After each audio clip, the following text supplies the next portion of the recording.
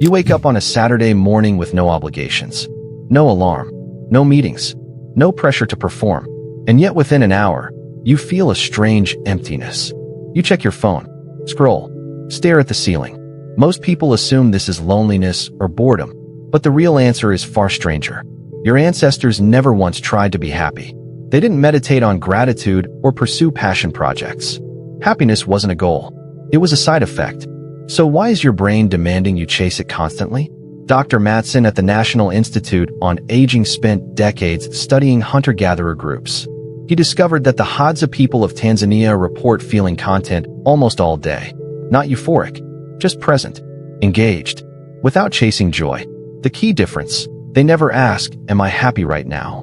Professor Kahneman's research on the experiencing self versus the remembering self explains why. Your remembering self tells stories about happiness after the fact, but your experiencing self just lives moment to moment.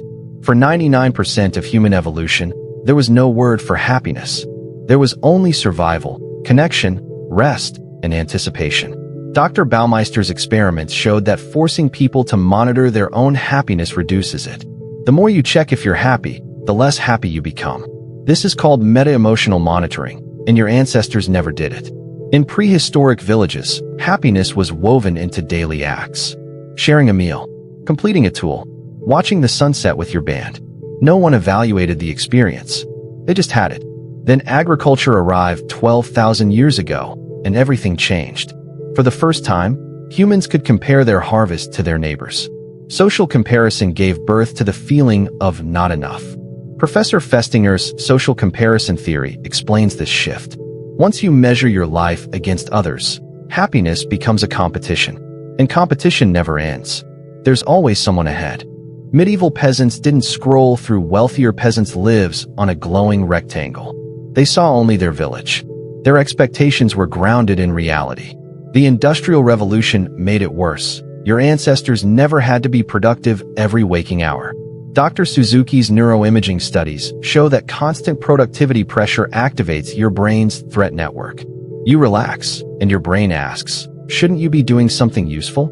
Modern capitalism turned happiness into a product you must earn. Buy this. Achieve that. Look like this. Then you'll be happy. But your hunter-gatherer brain never learned to defer happiness for abstract future rewards. Professor Seligman's research on learned helplessness shows that chasing unreachable goals exhausts your dopamine system. You stop feeling pleasure because your brain gives up trying. Your ancestors' dopamine released during the search, not just the find. Walking to collect berries, napping a hand axe, building a fire. The process itself was the reward. No one evaluated if the process made them happy.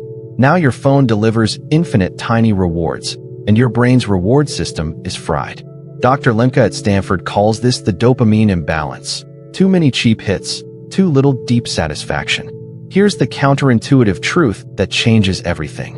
Your ancestors never tried to be happy because trying is what makes you unhappy. Happiness is not a target you aim at.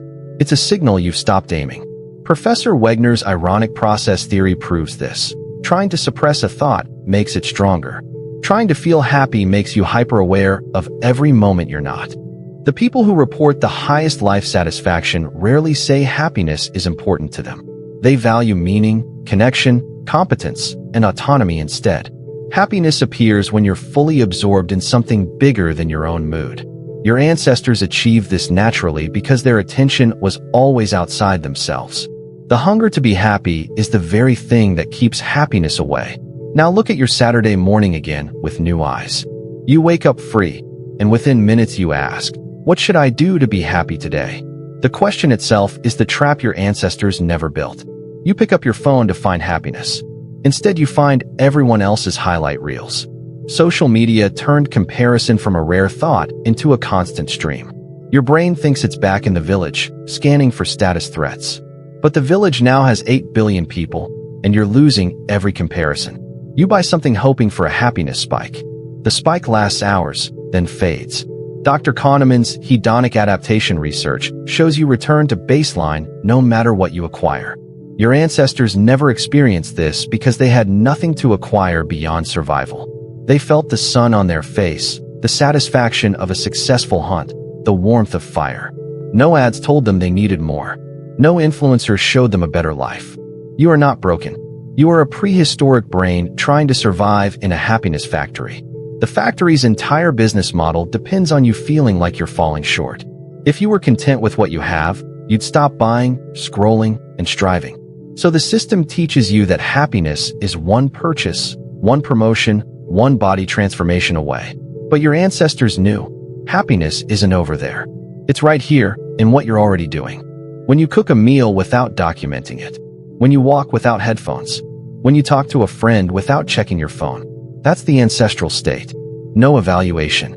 No performance. Just presence. The more you try to capture happiness, the more it evaporates.